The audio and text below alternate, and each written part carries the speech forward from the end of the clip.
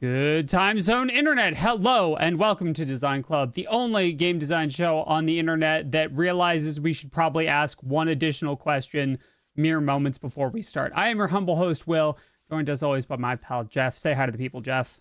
Hi to the people, Geoff. Hey, everybody. I am Geoffrey Zatkin, the studio director of Extra Credits and Extra History, or just Extra Credit Studios, and a longtime game designer and owner is the wrong word, keeper of the Fluffy Cat Percival.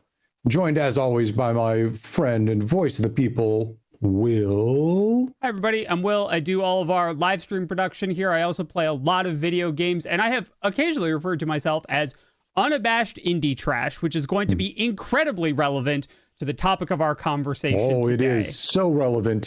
Actually, Will, I love our different backgrounds for this. Yeah. Because you are a game connoisseur. Yeah. You are a player of games, you know, going through more games than almost anybody else I know, because that is part of your thing, is looking at games, where I come from a video game development background of making games, but also from a video game market research background of later in my career, going and helping analyze games and helping both dev studios and publishers figure out the kinds of games to make to like help keep their studios, you know, from going out of business. Which is nice, because we've seen a lot of people going out of business recently. Yeah. And because I'm no longer in that field. I think if I was still in that field, there'd be less of it. For sure. All of that together is like, I come from the video game, let's go make game side of it. And you come from the let's go play game side of it. Right. And let's go buy game side of it. Right. One of the things we do here on Twitch, not infrequently, is we will dive in and look at Steam listings for games. And I have shopped through so many Steam sales, it has become boring and routine. Right now, I think that Steam sales have become boring and routine in general, but that's a topic for another day. But yeah, so can you make a sale exciting? Yes, you absolutely this can. Feels like another Design Club topic. Correct. Okay. We'll talk about it another time. But yes, Steam has significantly fallen off in that regard. By the way. Oh, super daddy-o. I like it. It's very good. Every Father's Day for the past couple of years has been a different cup. This is one. I like it. I like it. So relevant also to our discussion, we should probably put down, if you're not looking below, or you're not looking at when this is, we are streaming today on the 11th of September 2025, which means it has been 1 week since Silksong launched. And 24 years since bad events in New York. Correct. Yeah. Not part of today's stream, but also just for everybody affected. Yeah. Still, you know, take care of yourself, and we're sorry. Worth acknowledging. So, yes. One of the questions that's come up is this sort of nebulous conversation that's floated around about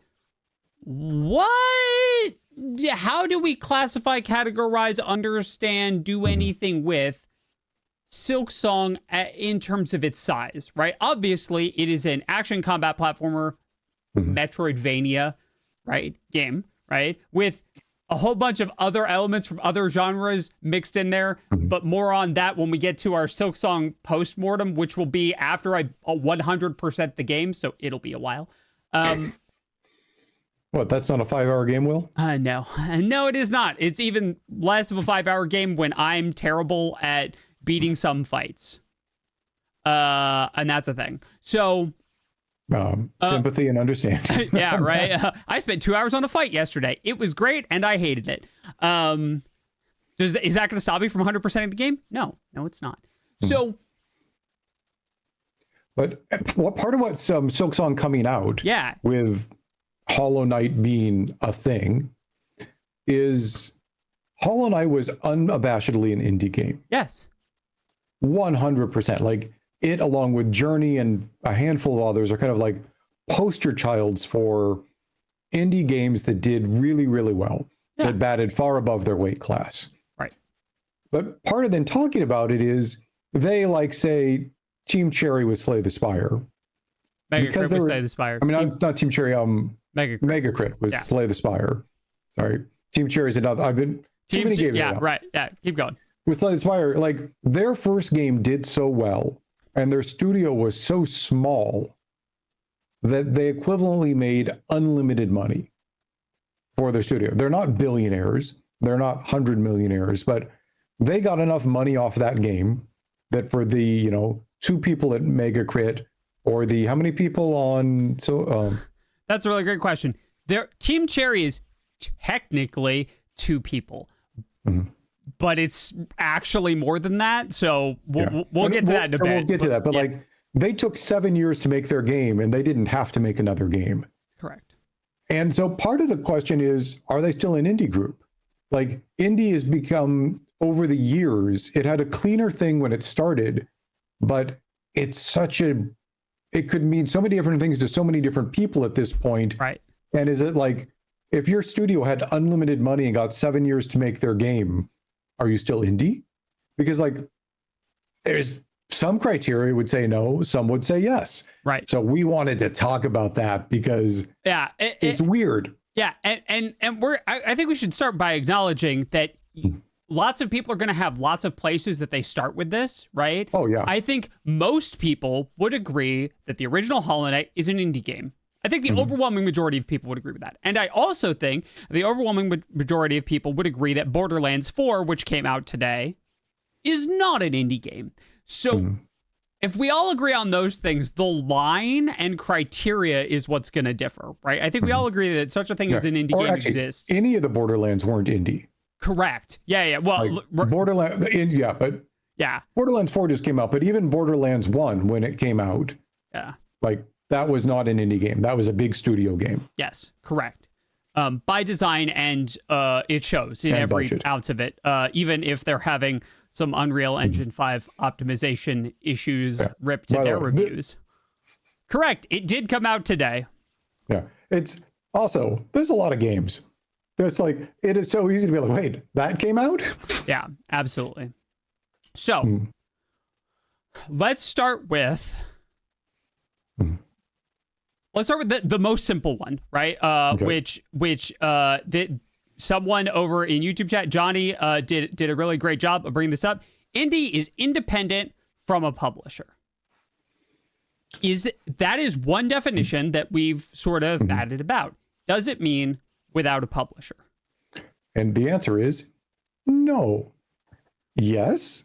But like, so I'm pretty sure that indie, though I'm not positive, for games came actually from film, indie movies. Yes. Like, I'm pretty sure that's that if you traced back the usage of that. And from a movie perspective, usually, but not always, an indie movie was a small, scrappy movie with a low budget that was getting made without distribution yet. They didn't have a publisher to basically take the movie and get it into market it and get it into thousands and thousands of theaters. Right. So most indie films were shown at film festivals or things like it, often with hopes of somebody big seeing it, picking it up, and then giving them the distribution. So an indie film would have multiple releases, like the circuit, where they'd go show it at all the festivals, and then a theatrical release. And that's often why you'll hear the term theatrical release, meaning this is when it actually had broad distribution and hit all of the theaters. Yeah. But I love this comment. According to Aiden, it can't be, because Devolver Digital is an indie publisher. Yep. And I think we would agree on that, right? Like, Enter the Gungeon, a game published by Devolver. I don't think I would have a hard time convincing the overwhelming majority of you that it is, by most colloquial definitions and even some industry ones, an indie title. But it got published by Devolver. Yeah. Even most indie games that we know of were published by publishers. And so Will and I actually spent a little time yesterday looking at a check, or like trying to come up with things that could be qualifiers for indie and looking at them. Right. But indie and independent, I would actually say, are different. I think indie is a classification, even if it's a loose one, of a type of game. Yes. Where independent most likely means you didn't have a publisher. Correct. Or like, you know, we are a standalone studio, independent from, you know, being owned by a big publishing, like any group that is owned by Sony is not an independent developer. Right. They are a development studio owned by a publisher. That is one thing. Right. And, you know, Microsoft owns a lot of studios, PlayStation or Sony does, Nintendo, like there's a whole bunch of big groups, big publishers, EA, you know, 2K, all of those that owns development studios. And then there's also studios that are independent of being owned. That doesn't mean they don't go seek out a publisher for funding or other things, right. But they're still an independent developer as opposed to one that is basically has big daddy publisher that right. they can call on. And this is, that kind of came to a head last year, actually, during the Game Awards season, when Dave the Diver got nominated for Best Indie. And a lot of people went, Dave the Diver isn't an indie game. And a lot of people went, well, Dave the Diver feels like an indie game. And it's self-published by Mint Rocket, I believe, is the name of that studio. Let me double check that. I have it in my notes before I get this wrong. Yes. But Mint Rocket is also wholly owned by Nexon. Right? Which introduces another outside stream of funding. Right? So yeah, and just contacts and promotion and other things. Yes. And you of course then get the opposite, which is Baldur's Gate 3 was self-published, but it's definitely not an indie game. Correct. It was an independently published game, but they were also Larian Studios having Divinity was big enough that they basically had the manpower to go act as their own publisher. Yeah. And that's where this gets really weird, which is why we wanted to dive into it. Yeah. So I think Brahmaxer actually has a really great one here that I just want to bring up because developer-led small or medium studio. Okay, we'll talk about what that means in a second. But I like this phrase, who operates independently of a publisher's authority.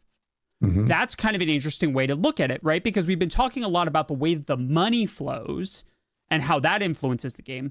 But we're going to hang on to that thought. We're going to come back to the idea. That was almost as good a definition as I think I've ever heard. Yeah. We're going to come back to the idea of outside a publisher's authority here in a little bit after we check off some more colloquially obvious definitions. So let's start with let's start with does being an indie game mean right? Yeah. One, lack of a publisher. Right. And so we've already brought up, what about indie publishers? Right. But also, what about games that released, but then immediately got a publisher? Let's take Slay the Spire. Yep. Slay the Spire partnered with Humble to go make the iOS and the iOS release, and I think a couple of other SKUs. They ported it. Yeah, to port their game. Yeah. Because as a two-person studio, that was not their area of expertise. Right. Or here's one. We can even go smaller. Balatro. Yeah. Balatro is published by PlayStack because Local Thunk made a beautiful, wonderful, amazing game and is not, by his own admission, doesn't want to bother with the porting stuff. Yep. Right. And that's where that authority thing comes back. Right. Right. So I don't think in any way, for the way that people think about, hey, is this game indie or not? The having or not having a publisher itself is any indication, because Devolver puts out a ton of great indie games. They're an indie publisher. Dave the Diver is arguably yes or no, despite the fact that they're owned by Nexon. Yeah. What was the other ones that I was thinking of? There are a bunch of really good indie publishers as well, like Goblins, Humble. I'm blanking, and I'm so upset with myself. They're the group that published Tunic. Finji. Finji has done some amazing art piece style games, right? Like Chicory, which is absolutely an independent title, but is published, right? Right. And in the same way, Baldur's Gate 3, despite not having a publisher, isn't indie. Right. It may be scrappy and batting well above its weight class for like AA, AAA, S tier qualification, which we can get to later, but that doesn't make it indie. Yes. So, okay. Actually, speaking of budget bracket. So some people might just say an indie is a game with a budget below X. Right. Pick a number. X right? is. Yeah. Pick a number. But that also doesn't necessarily qualify something, because there are very specific categories of games. For example, budget titles, copy and reskins, or even shovelware, whose whole point is we didn't spend a lot of money on development. But they also don't, I don't think anybody would argue that, the $2.99 budget game in Walmart is an indie game. It's a shovelware game sitting in one of their bins. Exactly. And this is sort of a broader problem with the industry and using these terms. Also in recent history, and we're talking a little bit about this as we were getting warmed up to start the stream. Recently, the co-founder of Devolver called a game, doesn't matter which game, he uttered the words in an interview, a quintuple A game. That's 4 A's. 5 A's. Right, they skipped 4 A's and went straight to 5 A's. They went to 5 A's, right? Which usually called S tier. Correct. But while these A, AA, AAA used to have more well understood budgetary brackets to put games in, and your understanding of what could be expected from that game in a category, that's come to mean less and less and less as some groups, Rockstar, for instance, with GTA 6, are spending more and more and more and more, right? While the floor... I'm pretty sure Rockstar, or the next Grand Theft Auto, between marketing and development, will exceed $1 billion. Absolutely. 100%. And we've talked... That's not a 1 billion pulled out of thin air. Like, no. I added up rough cost of manpower by their 1,000+ employees and number of years they've been working on it, and typical amount you spend on marketing based on that number, it is going to most likely go over $1 billion. Right.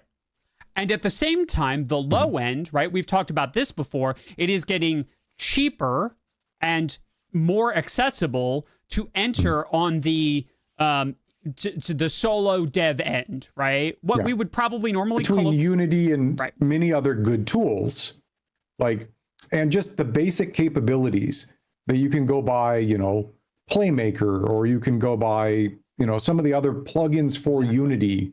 Like, you can go buy a visual novel package, Will, for $120 and get Unity and have the entire framework to make a game, being a writer and an artist. Yes. And so those things being true, it becomes harder and harder to classify games coherently on the basis solely of their budget, right? Yeah. But just so people know, from an educational standpoint, the terms A, AA, AAA, etc., initially came referring to budget within the game industry. They've come to mean other things, but it was letting groups know, hey, this is this game was a AAA budget, and therefore, as we're hiring and making the game, we will need, if we're delivering a AAA experience, we're going to need this many artists, this many engineers, this many so-and-so to deliver on the polish level expected from that. And it kept publishers and other groups from unfairly comparing, say, the aesthetic and feel of a budget game versus a AAA budget game when one of them had 50 times more artists than the other, because those were just things. And S tier as well. Yeah. Like, for S tier for a while had meant over $100 million in development. And now it means even more. Yeah, that's probably just AAA now is around because people cost money and games take time to build. Yes. But they've also come to, for a lot of consumers, they're used to most console games being AAA games on kind of delivery and polish and experience. And I think for most consumers' perspective, AAA often just refers to A, number of features, and B, art. Like, I almost never hear somebody say, wow, that was AAA gameplay. But I absolutely hear them say, oh, this had, AAA looking art versus, this game, which had a more indie aesthetic. Right. So I like this thought from Genius real quick before we move on to our next category. One of the things that used to be the case but isn't anymore is indie is a direct antonym to AAA. Yeah. And I think that I absolutely agree with that. And now that might be kind of true, but I don't think is strictly true. So the other one Oh, that's a great question. Man, chat, you all are just coming up with some great comments and questions. Chat is on fire today. Yeah. If a game starts as an indie game, finds success, and then gets bought up, is it still an indie game? Like Minecraft. Because Minecraft defies so many rules. Like, most of the things we're talking about have a little hidden asterisk, like up here above my head in the corner. And that asterisk is except for Minecraft, Stardew Valley, Undertale, right? A lot of the... Except for a handful of titles. Yes. X. Right. Because as you've heard, if you've listened to Will and I, there's always exceptions. Yes. So Minecraft is probably one of the biggest weird exceptions, especially because a reminder that Minecraft is a pay once, own forever game that has been getting games as a service style free updates yearly since it launched. Yeah. Actually, Will, for those who don't know, do you think you could give a 30-second history of early to mid Minecraft? Yeah, sure. So Minecraft was a project started by like one guy named Notch. And he developed the project and it kind of took off. And the company that sprung up around it, Mojang, got bigger and bigger until eventually Notch left the project over for a whole bunch of reasons, none of which we really need to get into. And it got bought by Microsoft, at which point it got folded into the Microsoft ecosystem and is now one of their poster child games. Mostly because Minecraft has sold 330 million copies and has been one of the number one game on most mobile platforms until it was dethroned by Balatro. I think that's probably it. It was the number one mobile game on every platform I'm aware of until Balatro came out, which is one of the points where we knew that Balatro was serious business. Yeah. Right. So I think it's a great question. Okay. Hey, Will, what is that from YouTube chat? I'm not used to that message type. Oh, that's a super chat on YouTube. It's like bits here on Twitch. Oh, awesome. Yeah. Bromaxer says, speaking from experience, making games solo is easier than it ever has been. Yep. Purely because of the logistics, developing solo is even easier than working with a small team. Yeah. Because at some point, Will, I want to do a check-in on the game I'm slowly building solo. Yes. Specifically to support that, you just said. Or they just Geoff said, is currently in his... I don't know how many of you are familiar with this concept. I'm gonna try and pronounce this correctly. Spare time. I'm not familiar with it. Maybe you're not familiar with it. Geoff apparently has some of it, and he's decided to spend it building a game. And so we'll check in on that at some point. Yeah, exactly. Yeah, spare time. Exactly. Nemker's totally got it. It's okay, like this. So lack of a publisher, right? Lack of a budget publisher, bracket, and budget actually gets to team size. Yeah. Because one of the things a lot of people classify as an indie is a game with 100 people developing it is probably not an indie game. Yes. But a game with 2 people, probably an indie game. But yeah. Right. How do you define who worked on a game? Mm-hmm. Because this has been one of the big, I'm not going to say it's like a discourse, right? But one of the big questions that people have had is Team Cherry, 2 people, 3 people, arguably with the composer. And most people are willing to grant that he's a part of Team Cherry for the purposes of this. But in the credits, it's like 90 people, 100 people professionally credited. Or it's 90 people professionally credited with another 7 thanks, I think, on Silksong. I actually have them up. You could bring that up because one of the things, or, Slay the Spire, 2 people.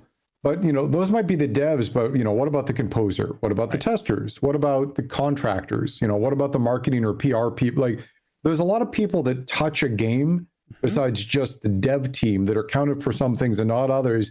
But even on dev, there's often a lot of people who've contributed. Yep. It's a hard thing to tell, but indie often means they contribute in their spare time or on a contract basis versus if you're on, say, Grand Theft Auto, where you're just into the Rockstar fold. Right. So here, right? Okay. If we look, we have up here, you can see this is on Moby Games. That's where I found the written credits for this and for Silksong. Okay. Or for Silksong and for Hollow Knight. So it's 97 people, 90 of which are professional. But Team Cherry... And 7 thank yous. 7 thank yous. Ari Gibson and William Pellin are listed as Team Cherry. And there's a technical director, Jack Vine. But it doesn't take us very long to see people who... like, even if... And we should be counting people who work on marketing and public relations as working on a game because that's a really important part of making the game a success. But even if we don't, it doesn't take us very long to get to someone who definitely worked on the game. Hui Li, right? Who worked on additional programming. Or Nazim. And Jack Vance, the technical director. Right. Or, right? So of these people, a great many people did character voices and orchestration and localization and Unity technical support. Right? Unity technical support. That's a huge deal, right? How do we debug this thing that we've created in a game about bugs? And so all of this to say that there are, right, even in a game that has 2 people working on it, there's a lot of people working on it, right? Or there's a lot of people who touched in different ways. And nobody's going to argue that Ari and William didn't do most likely the lion's share of everything. Correct. But it's also that they couldn't have released this without some of these other people. Right. So when we talk about it, right, when we talk about team size, right, if we're saying studio staff, that's different than number of people who touched the game, which is also different, and I cannot stress this enough because this is a good reminder. That is also a different group of people than the people who end up in the credits. Because depending on the game, lots of people may be uncredited for the work that they did because the video game industry doesn't have as strong conventions regarding credits as like the film industry does. Right? So those are like 3 different metrics that we could use when we talk about this, how many people made the game. Yeah, and it's an interesting thing too, but typically, in the grand scheme of things, larger teams aren't indie, smaller teams most likely are, or lean more towards it. But also, then you get this weird thing of like, what about teams that have unlimited money but choose to remain small? Like, most indies, when you think of it, are small because they don't have the budget to go get more people. Yes. Like, every game I've ever worked on, literally, and I've worked on a lot of games, would not have been amiss to like, oh, we've got extra money. Man, I'd love an extra programmer, engineer, tester, any number of things that would make everybody's life a little easier if there was just 1 or 2 more people to do it. Like, you never have, very rarely have everything you ever want. And there's things that get left out of your game because when you look at the priority list of how much time do we have and how many people do we have, and that combination is what you can get into the game, almost never, no team ever got everything they wanted. Right. Even the really, really, really big teams. And so there is also a choice on some of this where you're like, screw it. I want to the game I'm idly working or slowly taking time to work on is going to, maybe I'll find another person or 2 to help at some point, like significantly help. But I am choosing to remain small. I have made big games. The game I want to make isn't a game I want to bring lots of people on. Right. And we can come back to part of why I think I might qualify as indie on that one, but haven't on others. Right. Or actually, here's a good example, Will. Yeah. The last game I commercially released before then, within a year coming on to become studio director over here, was Settlers of Catan in the VR ecosystem. So we had the official Catan license, just like for the game before we had the official D&D license. I got to work with Klaus Tuber's sons. Klaus Tuber's the guy who wrote Catan or made Catan. His sons Benny and Guido. Like, we got to confer with them when working on this. Right. We were, in the Oculus at the time before it came Meta ecosystem. We were their premier game getting shown at GDC, I think 2018, like the very center of their booth. We were the best-selling game on it.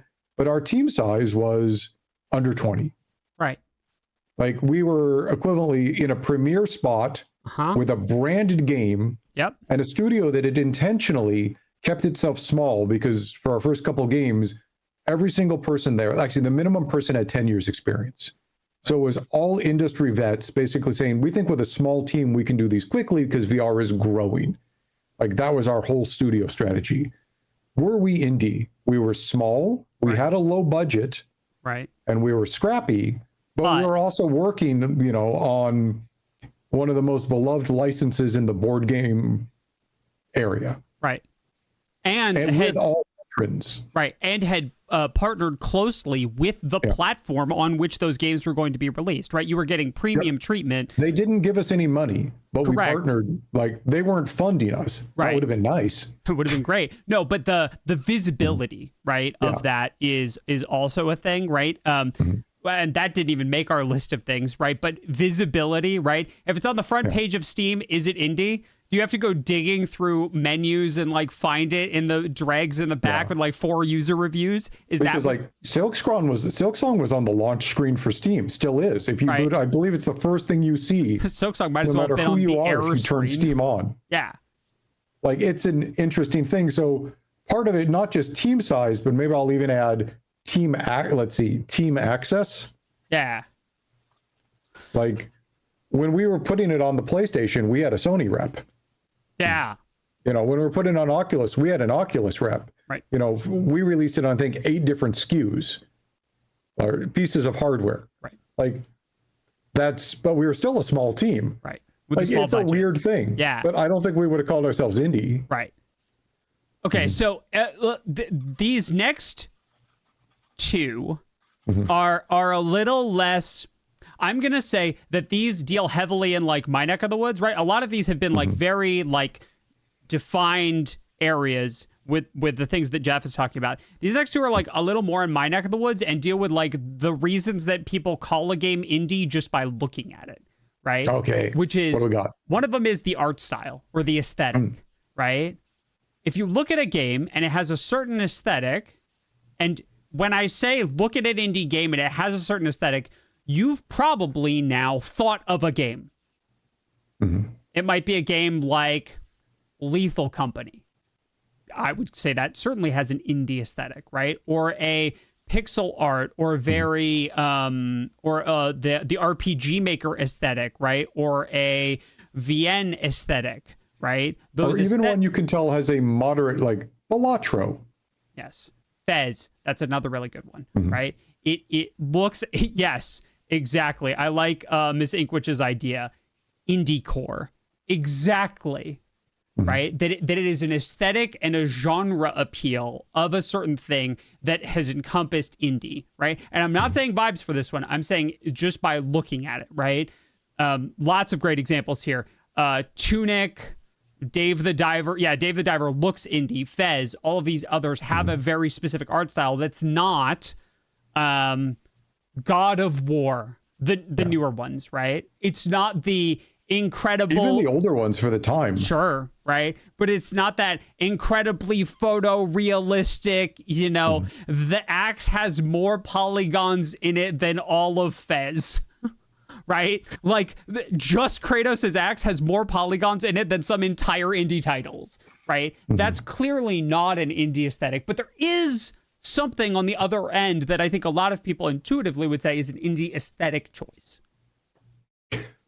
And Will and I were talking about this, and part of what I shot back is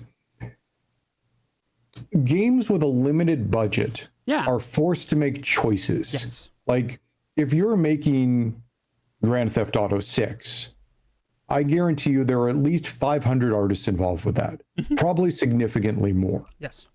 All of which are top tier styles of artist, whether it's concept art, doing the modeling, the rigging, the animation, the VFX, the texturing, the environments, the environmental VFX, the lighting. I could go on and on. All of these different specialties that come together with a artistic director to produce what you see on screen. A game that has access to 1 or 2 artists doesn't have that. Like, they don't have the ability to go spend 3 months modeling each figure that you're going to see on there, right? And et cetera. Like, they don't have the manpower to do that, and so they are forced to make choices. And then what the smart ones do is they say, based on the choices we make and the way that we appreciate what is the aesthetic of this game? And they find a way to basically make something that they enjoy and will look good, but that they can do with a small team. Yes. And so this is why you don't see photorealistic indie games, is it takes too many people to do that. But it also doesn't mean that a low poly game can't be made by a big team. Correct. Or a stylized World of Warcraft, for example. Blizzard is famous for stylized characters that some people might consider a more indie aesthetic because those are easier to make and produce. Correct. Grass has another really good one.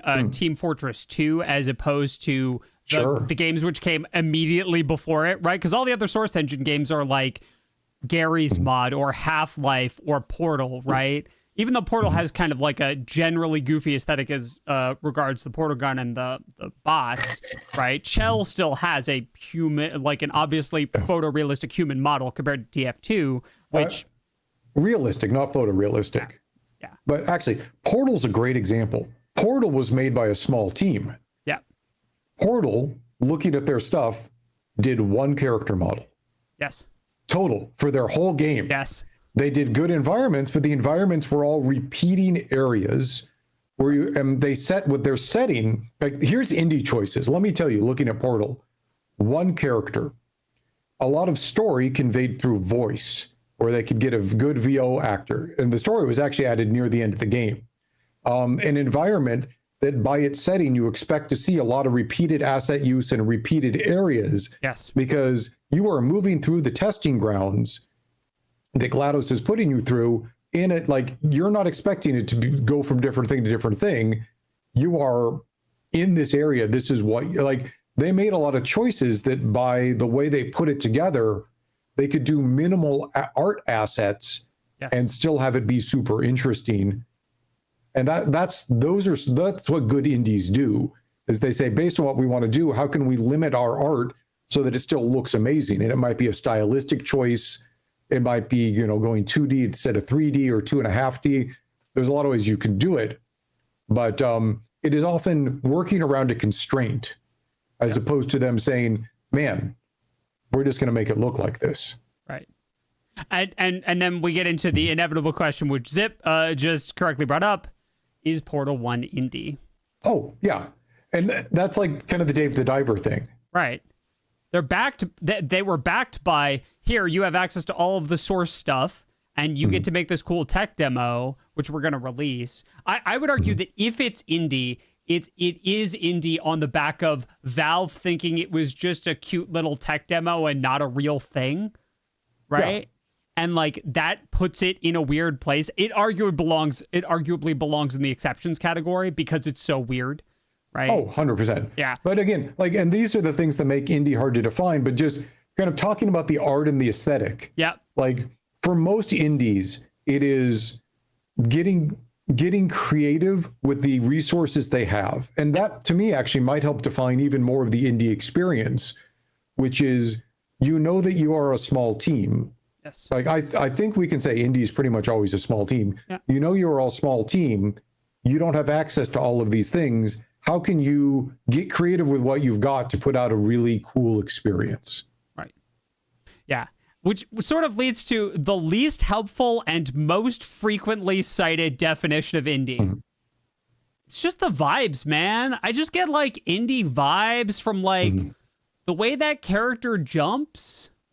I don't know, man. It's just like the vibes, right? Mm-hmm. And I think that is a ubiquitous definition of indie. I will fully admit that I occasionally use that I use that definition, right? Like, it is just a feeling, right? It's and I think that goes back to a word that Jeff's used a couple of times quite intentionally, and that word is scrappy, right? That the idea that the team is doing as much as they can with the little amount that they have conveys in a lot of interesting ways.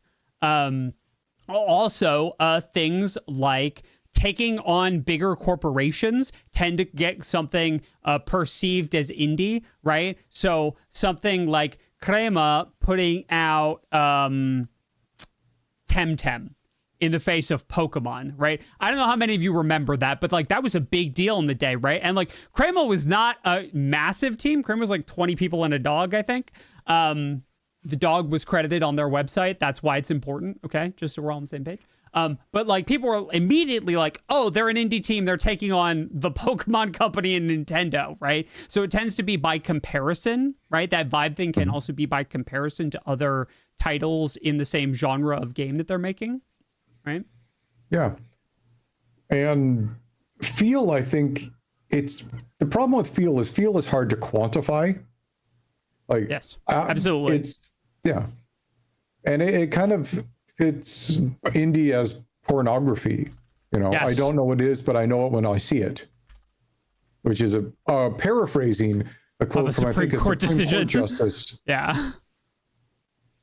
Like, which was kind of fun. Yeah. And one I threw in that, just for completeness sake, indie also often, if we had a checklist of things that help make a game indie or not, market spend. Yes. And this also goes to access a little bit. Like, almost every indie game doesn't have the money or the market spend to go do traditional advertising, and so also has to be scrappy with how they promote their game. Which leads to some interesting things that often stick out as being quite memorable. For instance, Binding of Isaac and Binding of Isaac did a couple of its releases as ARGs.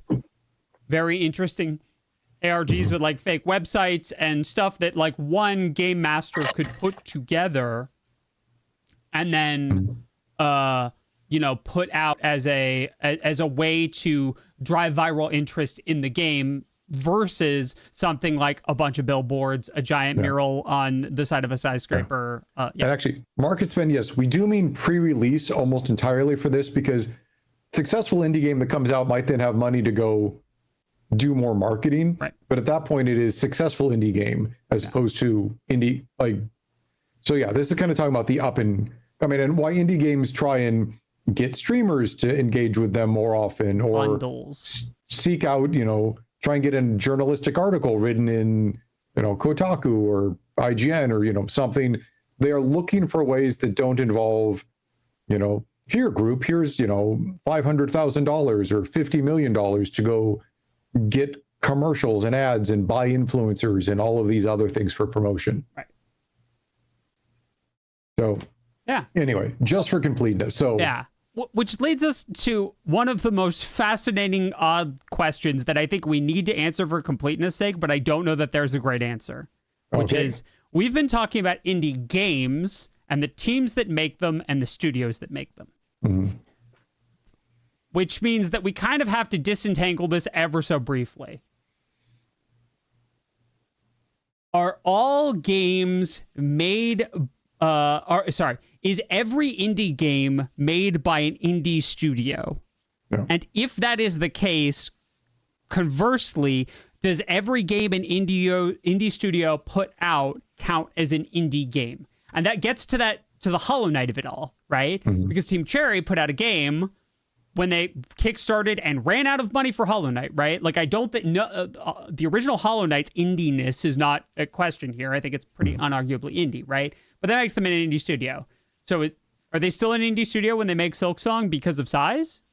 Maybe, but they've got functionally unlimited budget, right? We've done the rough back of the napkin. Huge resource connection. Right. We've done the back of the napkin math on how much money they made off of Hollow Knight. It's north of $75 million US. And that is an incredibly, I want to be very clear, that is an incredibly back of the napkin conservative estimate for the amount of money Team Cherry made off that game. Right? Okay, cool, great, awesome. So probably more. In other words, it's probably significantly more, but let's just say it's that. For a team that size, even with hiring out contractors, that's functionally unlimited money for 7 years, right? Mm-hmm. Are they still an indie studio? If they are, if we say that they're still an indie studio, is Silksong an indie game for that reason? Mm-hmm. Or are they now no longer an indie studio because they have all these things, but still working to make an indie game? Right. And that's interesting. Right. Because I've also seen, by the way, indie studios get hired because indie studios often need money to go make a non-indie game, which funds the studio to then go make the indie game that they actually want to do. Correct. In some cases, they're working on both at the same time. They basically have the indie game they're slowly making while taking contracts to go make other games to support them, to support the studio to go make the indie game. Right. And I think Zip's got a really interesting one, right? Valve, as a game developer, fits a weird number of the criteria that we've theoretically listed for being an indie, right? But Valve surely isn't, because they own Steam, and Valve has Steam money, meaning they get to do, and I'm checking my notes here, whatever they want for as long as they want. Steam makes millions of dollars a day. They can do anything they want, right?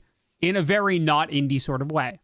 Right? And so they also have a promotional platform that they own. So not just do they have unlimited money, any game they make, they can be like, here, everybody that logs into Steam, let's show you this on our front page because you may want to buy it. Like, that is something no indie has access to. Right. And I think Brummaxer's got a really great point here, that these do not need to both be true, right? Not every game made by an indie studio ends up as an indie game, especially considering commissioned work. But every indie game has to be made by an indie studio. And I feel like that might be getting closer to where I land on this issue. I have room to be convinced on this, right? But it is very good to point out that both of those questions don't have to be yes or no, right? And that there also might be exceptions. Correct. We might say, generally, we think that 98% of indie games are made by indie studios, but reserve the right to say, there are occasional exceptions. Right. Exactly. Because I don't think if we want to be true as opposed to accurate. Correct. I think we have to say that there are always going to be exceptions to the rules to make this a useful working conversation. Correct, right? And I think a lot of people are wondering why we bother getting into the semantics of this. I think it's because often, and I just want to as we approach this point in the conversation, I just want to focus in real quick on one of the things that happens in game journalism a lot. And it is very true in game journalism. It's very true in the gaming industry in general, is that people start slinging jargon like it's going out of style, particularly in headlines. And very rarely do we stop or slow down and consider and pick apart that jargon so we can gain useful meaning and have a good conversation about those topics, right? That is one of the reasons I think this is really important, right? We might not reach we're not going to reach, spoilers, if you've been watching this for 45 minutes and are curious, we're not going to reach like an exact word definition of indie, right? Indie is fundamentally a feeling in our hearts, man. But like the concept and picking it apart and examining what we believe and mean by indie is important when we talk about the industry as a whole. And I just want to make sure that we're all on the same page there for that. Actually, right? Speaking of that, Will, I'm going to do an endorsement that has nothing to do with us because just looking at the last PAX, I actually picked up this shirt from a publishing group, from a streetwear company called Cantrip. Yeah. And they basically make urban streetwear that's like RPG inspired. Yeah. Cantrip's they have a whole line of like wisdom, charisma, like other things that if you look at, you're like, oh, as a gamer, I recognize that. But if you're not a gamer, you're just like, oh, looks like fun thing. But they're right at the booth next to Jasmine's booth, Bronze Girl, and a couple of other people.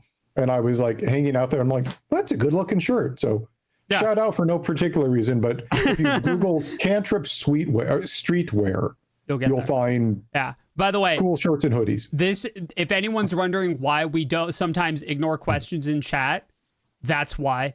It's because once one of us hits a penny on the track, we go in like a completely random direction. That's why.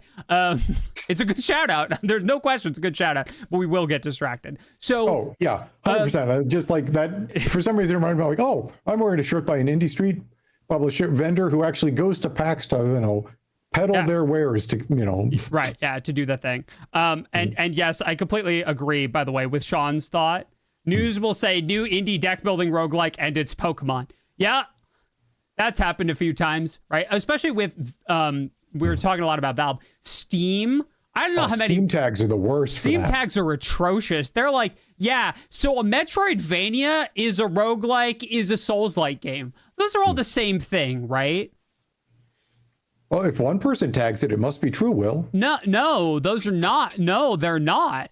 Those are not the same thing. Those are like very different, distinct things. They can have overlapping elements, right?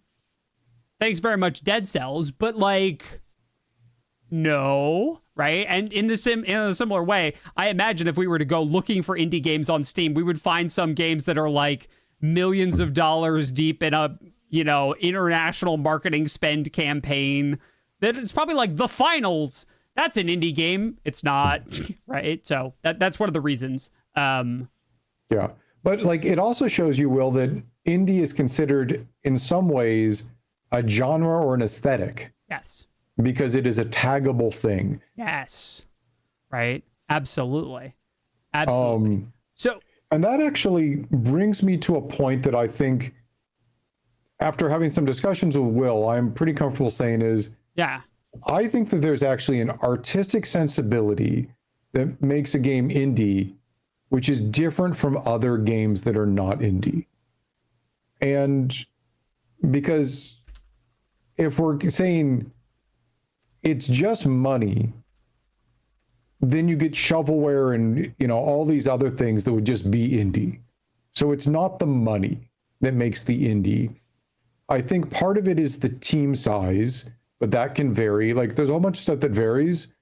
But I think for me, and where we really look at AAA to differentiate it, and by AAA, I'm meaning large spend game with, 500 to 1,000 people, which is what AAA games have. Any AAA game you're playing has that nowadays, is the tight artistic voice and creative direction. And that requires a small team. And that, I think, is part of what makes the indie sensibility and the indie vibe that you get. That if you have 500 or 1,000 people working on a game, by definition, you're going to get a gestalt, even with strong artistic and design and other leadership. The amount of people you have working on it means that your vision is going to be kind of this, even with good direction, shared vision that all of these different people are poking and putting and kind of assembling together, that no creative director, and I'll throw an exception in a minute, no creative director can oversee all of that. And therefore, it is this collective creation where a small team with a strong vision going in, somebody who can say, this is the artistic feel of it, and I can enforce that because there are only 2 artists or 1 artist or 3 artists, and I can look at everything and be like, no, that is not how this works. Or the same with design and the engineering and the systems. Basically, the artistic vision comes through differently with a good execution on a small team than it ever can with a large team. Right. And that's why when you get a super director, like what's the guy's name from Death Stranding? Hideo Kojima. Like, Kojima can make a large team almost feel like an indie game with his hands on every single piece. But again, that's the exception to it. And that doesn't mean that big creative directors aren't great. They are. They're the ones who deliver us the Grand Theft Autos and the Borderlands and the Baldur's Gates and all of these other things. But I think that's part of, for me, the real thing is the feel of a small team with strong direction executes a thing differently than the feel of a large team, even with artistic direction, strong artistic direction. Yeah.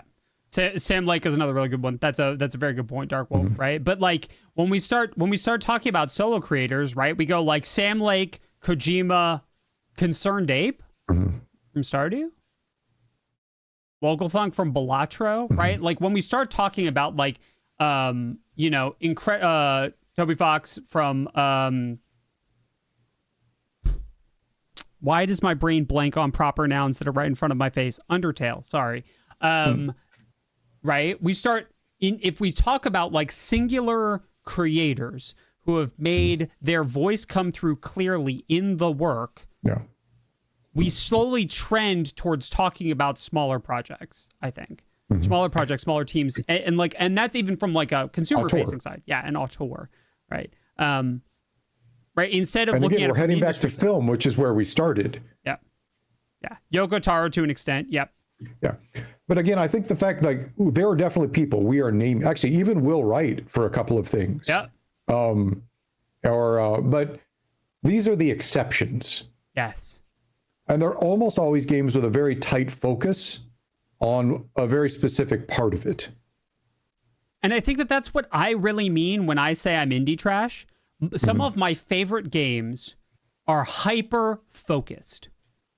They are exactly themselves and nothing extra. There is an economy that is present in this kind of game because there isn't any extra money to put anything in, or there isn't any extra expertise to put anything else in, and there is a focus, right? I love Slay the Spire because it is exactly it, right? There isn't like oh, by the way, you can draw your own cards thing, right? And there isn't any additional unnecessary stuff. I love the heck out of Balatro, even though I don't play it, because it fits on, like, could it legally be called a computer? Great, it runs Balatro, right? And that's part of its charm for me because it doesn't have anything it doesn't need, right? It's very that focus becomes an element of the indie-ness of a game for me. And one of the things that I really enjoy about the indie games is that tight focus. And I think part of being a successful indie is embracing the constraints and really bringing through that artistic or auteur vision to only hit the part, to double down on the parts you need, knowing you can't get everything else. Yeah. Yeah. Are you laughing at the Stardew Valley comment? I was laughing at, let's see, where is it? Got Balatro on the toaster and Skyrim in the fridge, and I forgot what I was making for dinner. Yes, correct. Chad is with it today, 100%, right? Like, yeah.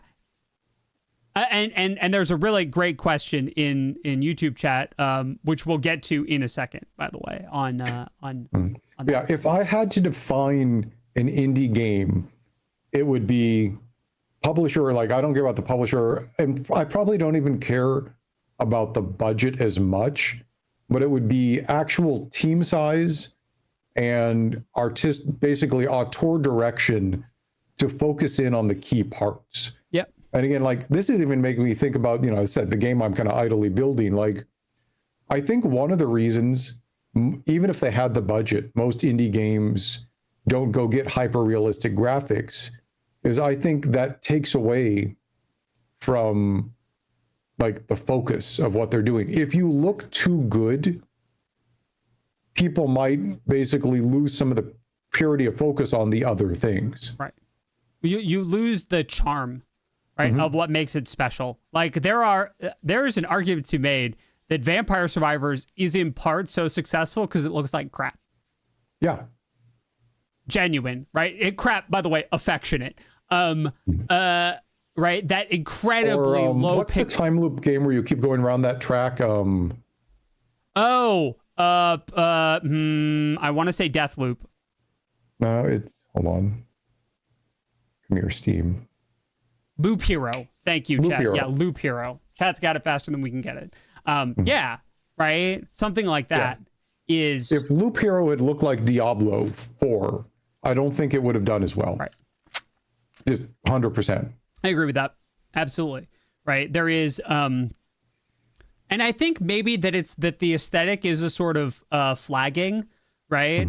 A way that you can quickly spot an indie game at a glance, right? Not just because it is a thing that is often true due to the limitations of a small team and a small budget, but because even when they have a choice to do otherwise, they choose that to maintain that, not street cred, but like that way to get free marketing, right? Oh, this looks like indie trash, I'm in, right? I am an indie raccoon, okay? If you show me a can full of indie trash, I'm going to dive in and start eating something I shouldn't, okay? And that's fine. You're gonna gorge. I've accepted this, all right? But yeah. Affectionately a trash panda? Affectionately a trash panda, yeah.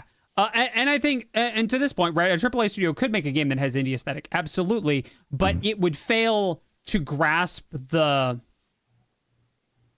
the auteur nature. It would fail to grasp the limited scope, right? Or would most likely fail to. Yeah. Like, again, assume everything has the caveat that, sure, it could be done. Right. But also, here's the other thing. Okay, well, I'm going to throw this out there. Even wildly successful indie games don't make money compared to medium successful AAA games. Sure. With some very rare exceptions. Sure. Like a decently good AAA game, the sales of it, even like, hey, how many people went and bought Shovel Knight in the past couple months? Not me. Mm-hmm. Actually, not Shovel Knight, Hollow Knight. Do you mean the original or the Silksong? The original. Oh, a few. I would bet that their past couple months' sales have been pretty astounding. I think that there are even something as wildly successful as Shovel Knight, Hollow Knight, compared to sales of, say, the last FIFA, or the last Madden, or Baldur's Gate, or Cyberpunk, or any of those other games. The sales are pretty minuscule, and that's calling out a best in class.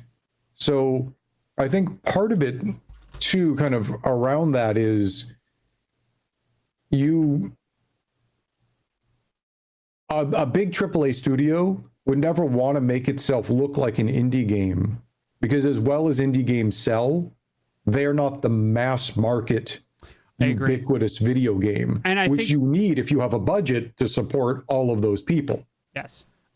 Yes, and Mystic is correct. It was Shovel Knight was wildly successful, and that is one of the reasons why when we're talking about this, it is easy to slip between those. I do want to say that this is one of the places where we need to acknowledge our own lensing bias, right? And chat, sure. This is true for you as well, right? Silksong is massive news in our sphere, right? There are so many people who have never heard of Silksong, right? Like, remember, for a period of time, there was probably an adult in your life, if you grew up in the right era, who called every console a Nintendo. Same thing, right? Mm-hmm. Like the level of depth and impact that some of these games have is relatively minor outside of our nice little myopic gamer bubble, right? And it is games like Call of Duty, Madden, things that do get to do the big splashy marketing spend and put the FIFA, you're right. And NBA 2K, like there's any number of sports and racing and shooter titles that come out yearly or almost yearly. Yes. Yeah. But again, that is not in any way diminishing the indie coolness. It's just part of indie keeping the independent means that almost by definition, it isn't a broad reaching game. Yeah.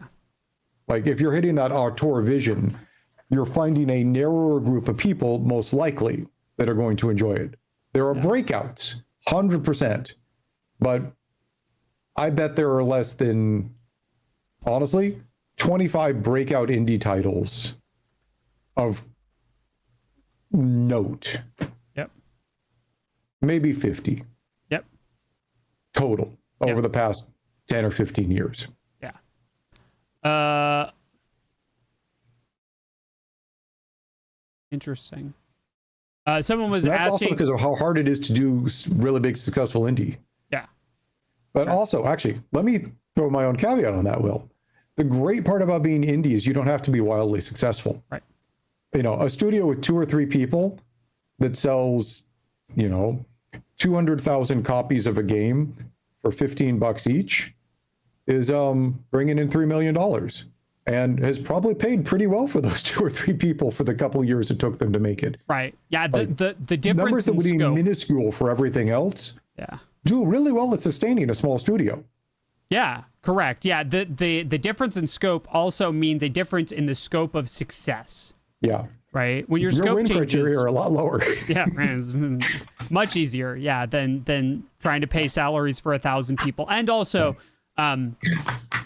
the number of people you need to support a group of people does not increase linearly with the size of that group of people. It increases somewhere between linearly and exponentially, right? So like at a certain size, you need HR, and at a certain size, you need you know, more. Maybe you need facilities. Maybe you suddenly need a healthcare plan. Right. Maybe you need 401k and matching because you have to retain employees. Maybe you start needing stock options. Like there's a whole bunch of things that a studio of 50 people probably want to be able to give their employees, but a studio of 2 or 3 people, because they're all owners, most likely. Yeah. Or, you know, like it's different fields. Right. Yeah. Okay. So then let's ask another really fun question. All right. I like fun questions. It's a great question. I'm very happy with this question. I think you put this in our notes. Can an indie game have a sequel? Oh, yeah. So by all of our definitions, I think the answer is yes, but something in me is like hiccuping on that. Right? Yeah. Just a little bit like a penny on a track. Can my small studio working on Settlers of Catan, the brand, be considered an indie game? And I think it's pretty quickly no. The Catan license alone makes it not indie. Right. Yeah. Is it right? Is there anything different about a sequel? Right? Because like I think we're still good, but I'm wondering why I have this internal hiccup on the idea of like an indie franchise. Can they make a sequel and it still be considered an indie game? Yeah. Let's qualify that more. An indie group can absolutely make a sequel. That gets done all the time. Yeah. Can they make or should we, let's see, did we say successful? Maybe should it be, you know, what a successful sequel? Because I could absolutely see an indie group putting out version, you know, game 1, 2, 3, and 4 on a moderately successful series and still being indie all the way down. Right. But, you know, Hades 2.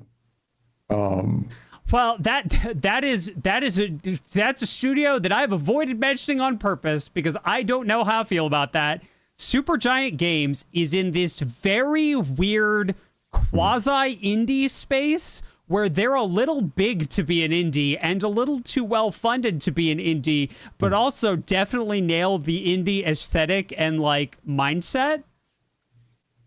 And that's really weird. Like Supergiant Games is weird, right? Like, and again, just throwing them out as there's always exceptions, but you know, does Team Cherry, who put out a very successful indie game, is putting out a sequel to that? Can that even, because the first game was so successful, does that remove the indie tag automatically from the next thing? Because the second game, regardless of what else it has some amount of clout and more capacity to get brand recognition. Yeah, it has brand recognition, and the brand recognition may be a thing that catapults it to a kind of non-indie status. Right. And it goes back, like if my artistic sensibility definition is what we go with, then an indie studio with a successful game could put out a sequel that maintains that. But I think it's harder to do. I think it's easy to lose sight. And I saw a comment in chat that said, it's hitting for me because I often have a fear that sequels will lose the magic that made the first one work and be like just a shameless attempt to cash in on having a successful franchise, character recognition, all that, right? And that's certainly true to some extent. But I think the it's kind of I know what it is. It's kind of like Souls-likes, okay? Follow me down this rabbit hole. Okay. Lots of Souls-likes have no idea what makes Dark Souls good. Not all of them. There are some excellent Souls-likes.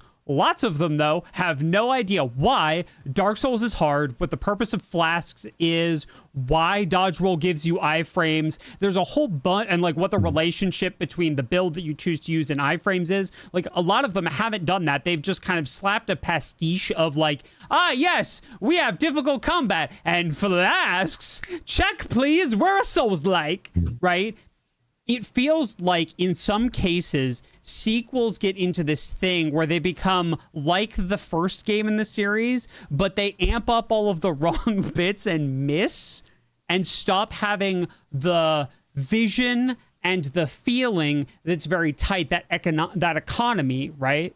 Like that makes the first game so indie, and they lose it in favor of something bigger and grander, and they overscale their indie roots, right? And I think it's not always that it can't be indie, it's just that they frequently aren't.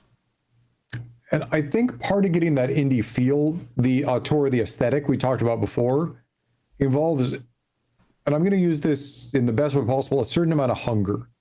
Like wanting to prove yourself, wanting to make something that people like stand out and notice. And that's harder to do the better funded and the more people you have. Like it just, small scrappy team feels hunger in a different way than large well-financed team. Right. And again, this is purely for that indie gut, that indie feel. I think it is hard for a large well-financed team to come in with that hunger that in some way shines through into the development of the game. Right. Hold on. I have a question. I have a question. I'm going to look at a thing. Okay. Yeah. Okay, great. Awesome. It's the problem with Subnautica 2. Ooh, okay. Subnautica 1, probably an indie. If we're going to say that Hollow Knight's an indie, Subnautica 1 only has 112 professional credits in it. It's actually not that many more. Now, granted, bigger scale, slightly different. It's probably on the upper end of indie if we're going to call it indie at all. But like the thing with Subnautica 2, where it's been like completely derailed because the creative talent didn't want to focus on the thing, arguably, allegedly, right? And now there's this huge lawsuit that's taken all the air out of the room, and it sucks for all the developers and all the fans. The game's going to get delayed for 12 billion years and never exist and evaporate into vapor, right? That feels like the kind of miss that you're talking about, where like they lose the focus, right? You caught lightning in a bottle. Great, now do it again. Wait, but I don't know how I did it the first time. It was an accident. Doesn't matter. You got to do it again. Right? And that I think really well leads into that a lot of indies that we hear about with the big, medium to big games, honestly got lucky. And I don't mean lucky, but they got lucky. They made the right game at the right time, and it got in front of the right people to get promoted, to spread around enough. And they like their set of skills were exactly right for making what they did, but they're not actually able to repeat that on any other game. And this is, you see this with writers, you see this with, I mean, with a whole bunch of different things, with musicians, with one-hit wonders, that it can be a hard thing to replicate. Right. I've got some examples. Hit me. So for an example of a game that got lucky, Among Us. Among Us has been out for a very long time and got lucky, right? In that a bunch of streamers started playing it together during the pandemic, right? And then went from being like a tiny team that nobody knew to being like this huge thing where now they're collaborating with Genshin Impact, and Paimon is coming to Among Us. I'm not kidding. I saw the ad. It was weird, deeply unsettling, but it is happening, right? Like that kind of thing. And Among Us is kind of weird because it's quasi live service. But like, for an example, like the Getting Lucky, right? They had a game. It's a fine game. It's never been a bad game. It just didn't find its core audience until the right circumstances caused it to come into the spotlight. Yeah, and you see this from indie all the way up to big. Like, actually, I'd argue Niantic, the people who made Pokemon Go, like they had a moderately successful ARG. Like, I just wrote a short about this that aired on YouTube. Pokemon Go blew up for right place, right time, but really right brand and right the lack of ludonarrative dissonance, or ludonarrative dissonance. Like in the Pokemon manga and books and TV, you wander around outside, throw balls at small critters, catch them. Like you do exactly the same thing when you're walking with your phone that didn't work with Harry Potter, Jurassic Park, like all of these other games that it just they didn't get it. And it's also so funny to me because I think the comments for that short also demonstrate some of the bias that we have towards recognizing indie games in ways that like external forces don't.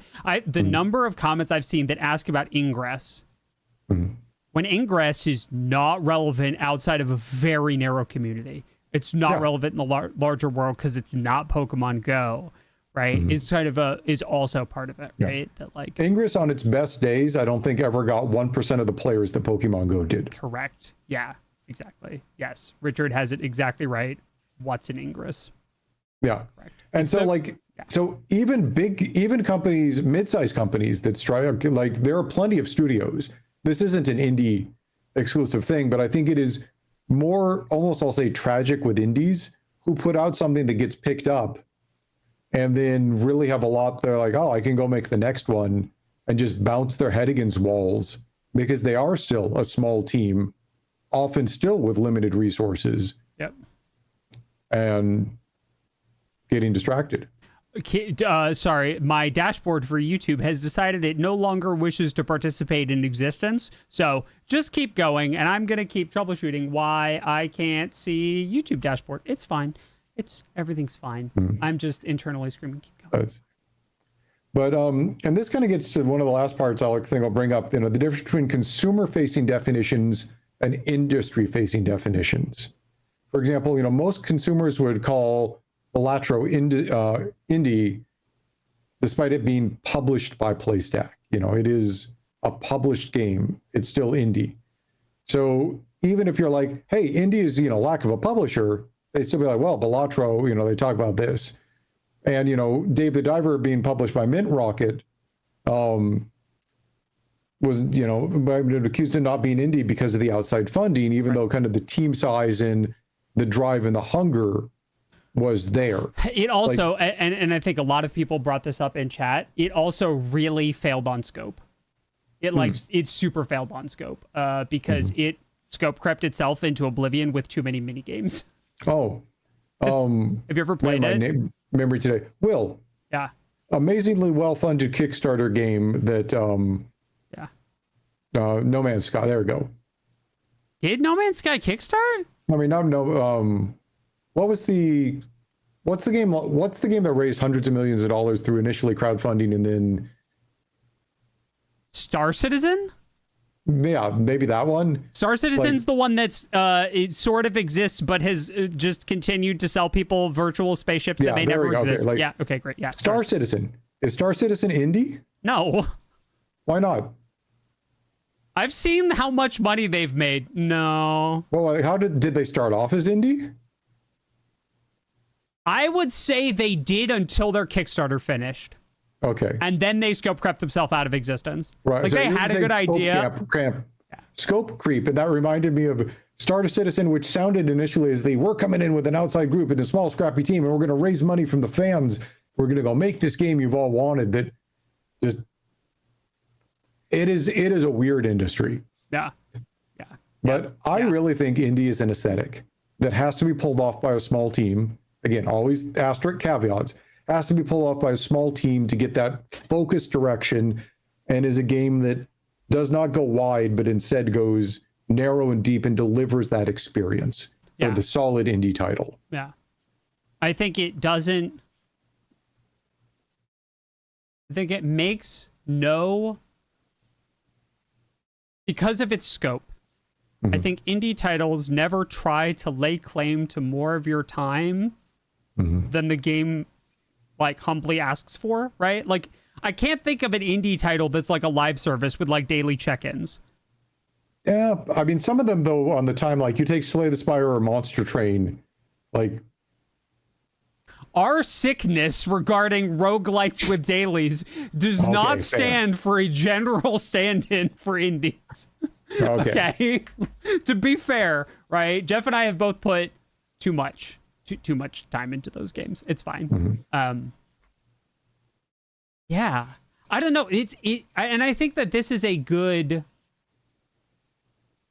I feel like this is the kind of thing that I really like what we get to do here, right? That we get to sit down and try and hammer out an understanding rather than a definition, because it would be really easy to try and slap a definition on indie, and then I would immediately pop out of my trash panda can over there and be like, excuse me, have you thought about? And I would list some weird indie title, right? And we'd have to work out exceptions, right? But this feeling of it needs to have all of these elements. It needs to have this feeling. It needs to also, and this is another weird one that we didn't get to. And I know we're trying to wrap up. I just wanted to interject this real quick because it occurred to me while I was trying to fix our dashboard, which is fixed now. We have time. It's about the relationship between the game and the public. Okay, tell me more on that. Okay. Indie games have a very unique relationship with the way they, generally speaking, accept feedback and approach modding and social media and art and, fan creations and the way that those creators interact with the space, right? Like, I've never had a AAA games dev pop into chat and be like, hey, I made that game, right? But I have for solo dev projects, right? When, like, there are fewer people who worked on the solo dev project by definition than the big project. Right? Except one of their buddies on Discord's like, hey, these streamers are talking about your game. He's like, oh, okay. Correct. Yes, it's that relationship. And I think that kind of encapsulates it, but I also agree that this is another feeling thing about the way that they approach having a fan base versus something like, I don't know, Borderlands 4, where Randy Pitchford goes, our game's worth $80 and you should pay more than $80 for it. Thus demonstrating that he's never talked to their community manager, who was silently sitting behind him going, shut up, God, please shut up, shut up, shut up. Right? That feels like another example of sort of the ideological differences that, like, split those up. Yeah. I understand Randy, though. I mean, like, I do. The studio director who's had to get the funding is like, we just spent $300 million making this. Right. I understand why Randy thinks that and why he wants people to believe that, but the way he communicated it was butt. Oh, 100%. Yeah, 100%. I think that's going to do it for our conversation today. Chat, what, in the comments below, I'm actually going to be an intelligent YouTuber, and I'm going to put a pinned comment asking you what your favorite indie game is in the comments. So look for that pinned comment. Leave me a little note with what your favorite indie game is. We'll be back next week with... TBD. We don't know yet, but please look forward to Design Club next week. Also, if you're wondering about more first reactions of Silksong and all of this week's gaming and tech news, please join me and Matt on Monday for breakfast. We'll be bringing you, as always, a healthy helping of breakfast news Monday, 11 a.m. Eastern, 8 a.m. Pacific. So please join us for that. Any other closing thoughts, Geoff? Any other big musings? I enjoyed this discussion. This was a fun one in chat on both YouTube and Twitch. Yeah. For Brad and Janet, thank you so much. This was good comments today. Yeah, absolutely. I will see all of you next time. Until then, say bye to the people, Geoff. Bye to the people, Geoff.